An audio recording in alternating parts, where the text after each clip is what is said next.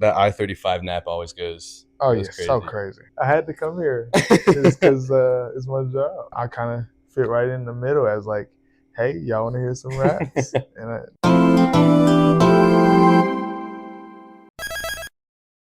What is going on? My name is Henry. I love music. This is where I talk about it. Today we are in the upstairs of Southside Ballroom. yes, I got a very special guest next to me. Who do I got? Mavi. Mavi. Thank you for having me. Thank you for showing up. I'm super excited. I had to come here just because it's my job. Yeah, But thank you for showing up. of It course. means a lot. Anytime. I'm glad the trip from Austin wasn't too bad. I know me and you were Nah. talking about it a little earlier, but Yeah, it was smooth. We had to like switch Airbnb, so we a really, little homeless right now, but we're gonna figure it out. Yeah, the trip was smooth. I slept the entire thing. Yeah. I feel you. That I-35 nap always goes Oh goes yeah, so crazy. crazy. Well, speaking of tour, this tour has been like I think ones with the most variety I think Mm-hmm. I've ever seen. I wanted to kind of ask you about what it's like traveling to all these different places, playing all these different shows with artists that all have these different sounds and bring these different things to the table. Yeah, that's one of my favorite things. Like I love being at shows like this as like a concert goer, and I super love being at these like intergenre blends as a performer. Like Sven kind of brings this like chill but soulful and jazzy, hypnotic kind of groove with just like a 2 or 3 piece band, and that's it. And they fill the room so much with their sound, and it's very like welcoming and like sort of yeah, like I said, hypnotic. And then I come up and I kind of do whatever I do, and then Jalen and Gonda does like a super true and honest and loving like 1960s 70s soul revival, where it's like he's so good that it's like he's actually reviving a tradition, not like it's not a tribute act. It's like Mm-hmm. he's actually contributing to a super lineage. And I feel like Freddie at the end makes so much sense because a lot of that like ambient jazzy stuff, and then the 60s Philly soul and Motown soul is like what makes up a bunch of his sample bases for Yeah, like his instrumentals on, especially like on Alfredo and the Madlib stuff. And I kind of fit right in the middle as like, hey, y'all want to hear some raps? And yeah, they respond a lot. I feel like his crowd is a crowd that's new for me, but not new to me. right, So it's super super sick. right. Yeah. You explained that perfectly. I feel like the construction of almost like the history of the sound that Freddie tends to use for his samples when he works with the Alchemist Right. up into when he performs and puts it out all on the table. That's like Right. a really great way to look at it. Mm-hmm. It lays the foundation. Yeah, exactly. Yeah. Well, I do want to talk about some of your most recent work. Yeah. I know that you had three, almost four really interesting singles come out within the last few months. Right. Whether it's Land Grab with Earl, or Potluck with Smino, Jammers Anonymous with Niante, Yeah. Yeah. and then a little track you teased on. I think it was on Twitter with Mike Oh yeah. not Yeah. super long ago. Yeah. Me and Mike been making a bunch of stuff. Like, Really? yeah. Like a bunch. That's It's super super sick. fire. Yeah. He's great. I ran into him. I was in New York a few months ago, and I went to this art exhibit he curated and ran into him. Super genuine guy. He's amazing. Genius. A walking heart. He's a great man. And he's like one of my peers that I look to the most for like guidance. And hey, am I doing this right? Or like, Yeah, do you feel this way too? And yeah, he's always there. Great dude. that's awesome. Yeah. I think those singles kind of put your versatility as an artist on full display as well, because you kind of have just very different beat selections for all three of those officially released songs. Yeah, definitely. What's it like kind of working with artists that have maybe strong suits in those different areas and just kind of working with them? Sometimes it could be a little bit intimidating.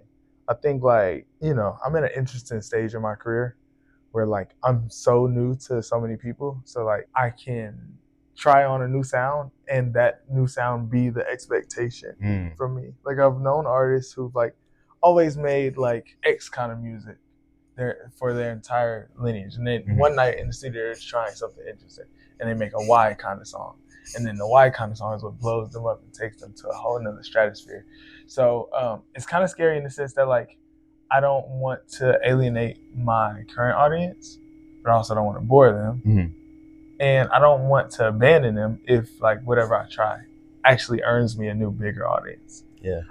So the singles were a really cool way of trying out a bunch of different stuff in a way that kind of it felt free. I think of my albums really like in a really structured way, in a really intentional way, and because of that, I felt like I was always delivering full offerings. Like I kind of wanted to do like those like super modern contemporary fine dining restaurants where they're just like a flake. It's like multiple courses of. But then it's like those super small plates where it's like just one flake of steak and then like one strip of sauce across it. Yeah. And it's like this is not enough to be filling, but it's to express a like culinary or gastronomic like idea, right? A taste or aroma, as an idea, just as a unified statement. So the singles allowed me to like try a bunch of shit, and they be little morsels of their own. That's a really great way to put it. I think one of the greatest things about your audience, at least from what I've encountered, is that they trust your artistic vision pretty completely. Yeah. And so, I mean, I'm sure you saw the reaction to all those singles dropping, but I mean, they went crazy. I think it's a blessing that I kind of just came out kind of young to where the expectation is for you to grow and change. I think it could be tougher if I'm like 38 and I try on a new version of myself. Yeah, you have like a multi-decade long discography. You're trying to branch out of that. It's a little more difficult. Yeah, I think the expectation for me is to continue to grow. Yeah. And I've been clear about that being my intention. So everybody seem to agree and like the stuff. So I'm grateful. Yeah. Well, running back to we talked about the versatility, running back to more like the structured offerings that you've given. It's been, I believe it's been either a little over a year since your most recent album, Shadowbox, came out. Yeah. Just like, a year and a month, maybe. Yeah. And that was, I mean, it was one of my favorite albums of last year. Definitely one of the most introspective projects. Yeah, definitely. A lot of really tough subjects brought out in kind of a way of not necessarily trying to get pity or anything, but showing that they're real and that it's not a problem to stray away from or to talk about them. Yeah. So I wanted to ask you, kind of a year after this project has come out, if you have any different outlooks on either what you talked about or just the record as a whole. I think it was painful while I was making it and painful while I was releasing it. But like now I'm like a little under a year sober. Congratulations. Thank you. My life is it just looks different in every single way. What I do, who I'm around, who I am. Just turned 25 and kind of decided a lot about how I want my future to be.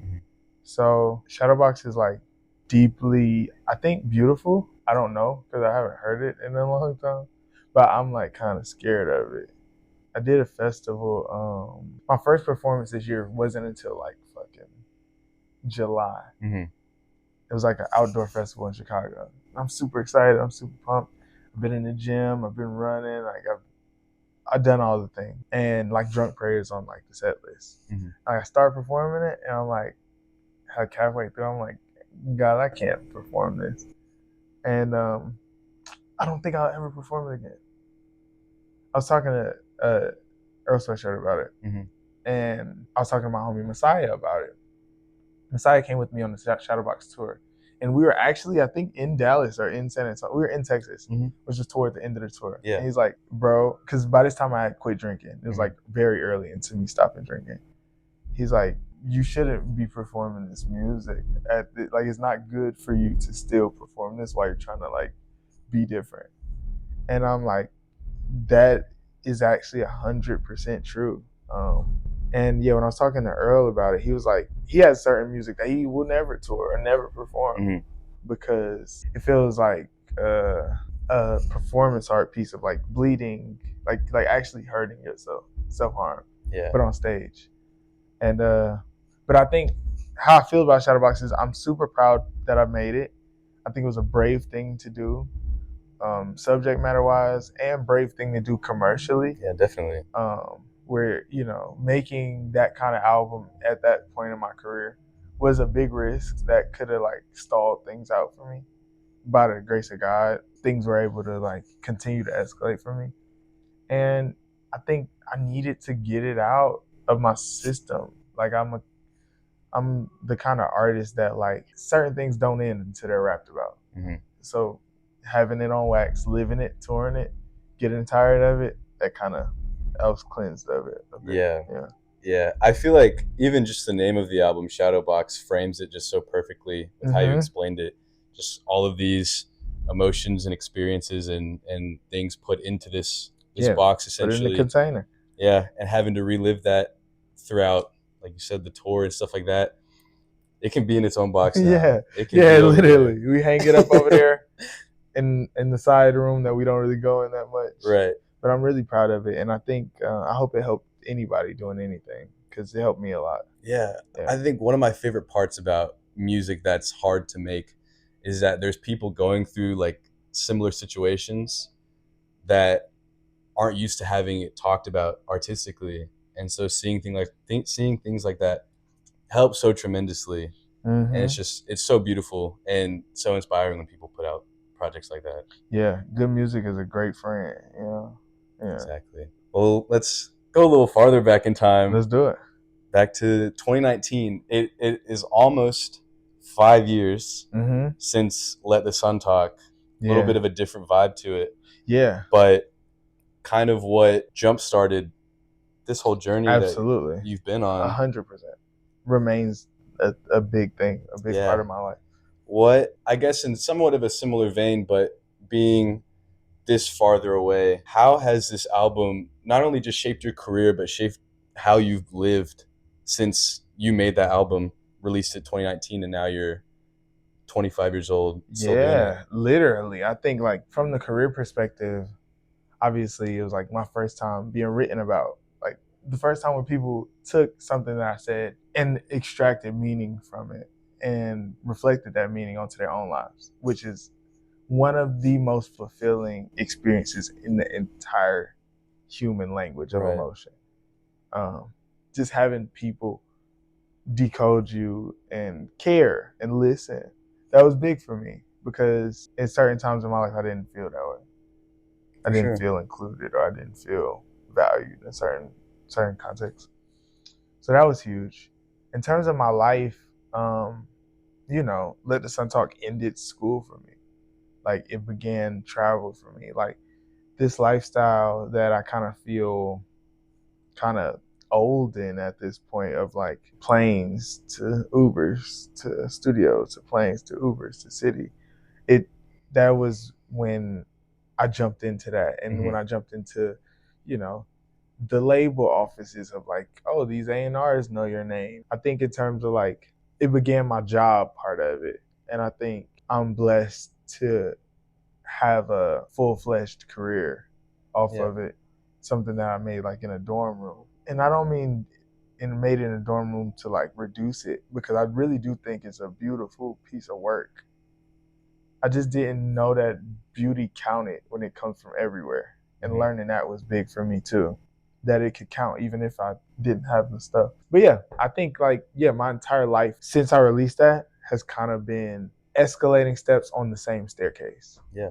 I'm low-key trying to get on a different staircase though. Yeah. Like not in terms of like, I want to stay on this staircase of like escalating my music and my stuff too, but I also want to begin like using some of the stuff I learned on the lower steps to like give back to the city and give back to the kids and stuff. And that was kind of something I was going to ask as well, is if you felt, I guess, pressured to stay on that staircase that Let the Sun Talk put you on, whether it's sonically or just career-wise in general, if it makes branching off seem daunting or just impossible.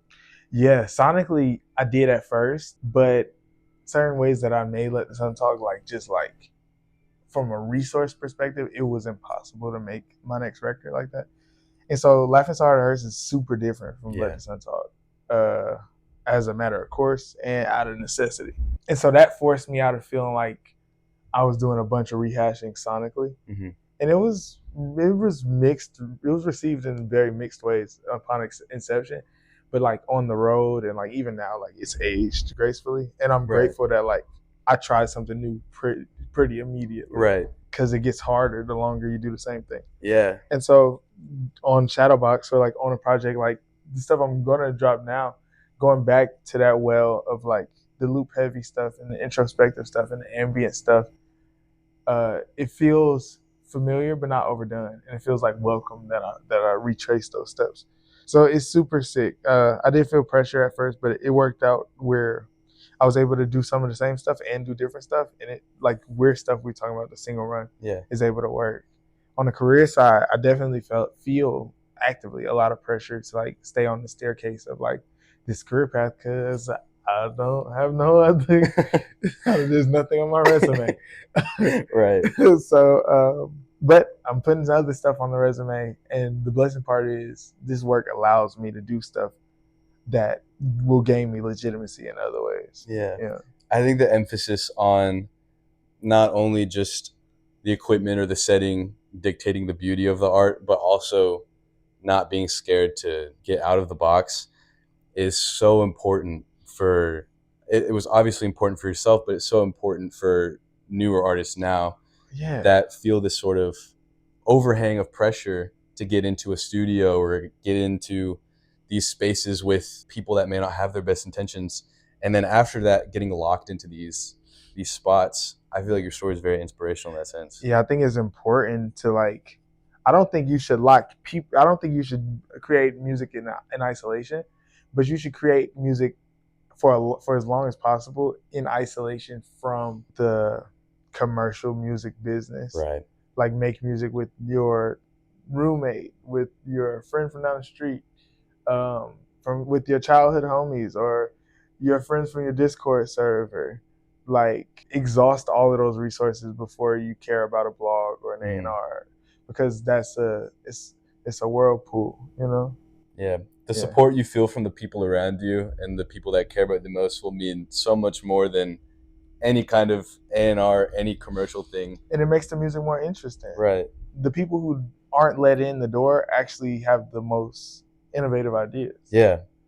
Because in order to get in the door, it requires some flattening of yourself. Right. So the people who are pure from that process, they got the most to contribute, especially to your early output. Yeah. Yeah. Great way to put it. Mm-hmm. Well, I guess going back to, I mean, rocking with your close friends, your family, your people around you, Charlotte has been such a heavy hitter inspirationally, and just you're so outspoken about your love for your city, whether that's through your music, just what you talk about, the Hornets.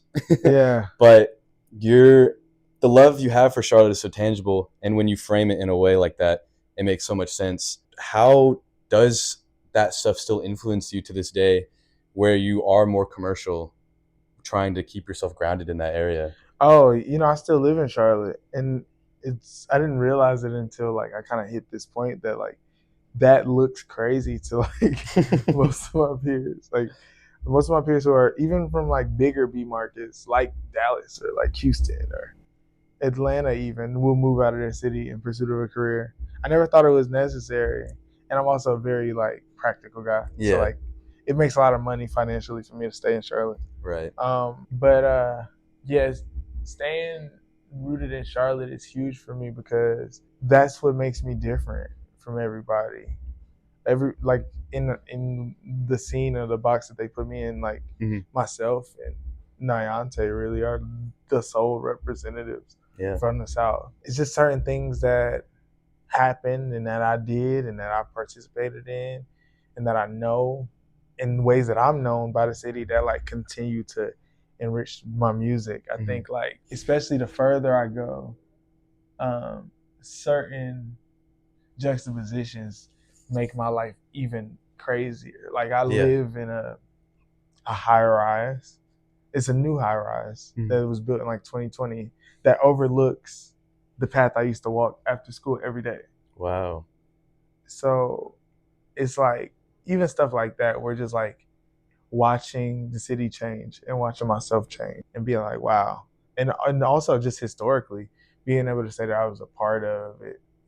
It doesn't matter to the outside world, but for me, like I'm documented to have been a part of the Charlotte art scene for the past 10 years. Yeah. Which is beautiful to me. It's just so awesome. I mean, you're right. It's what makes you different from people that, see success and then move to, LA or just the big market cities in Right. pursuit, and then end up either feeling burnt out or just having kind of everything they are offering taken from them to a point where home is kind of the only option.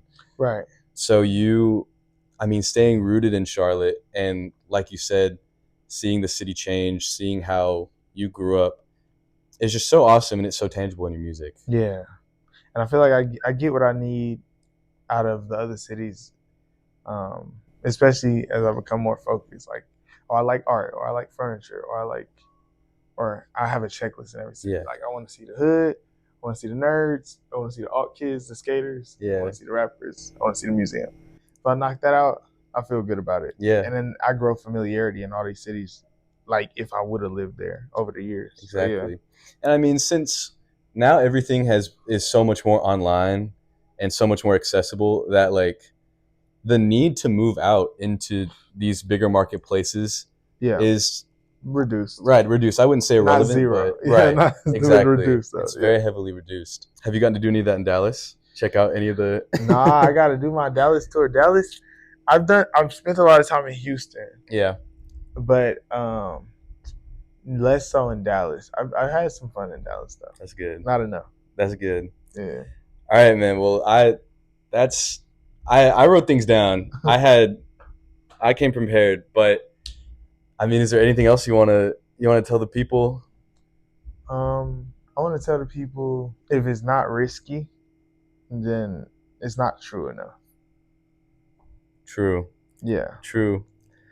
All right, man. Well, again, I appreciate you coming out to Dallas, being here, and allowing me to speak with you. It means a lot. Yes. You're like a living, breathing art exhibit. So it's super interesting to kind of pick your brain. Thank you. About all these different pieces you have up.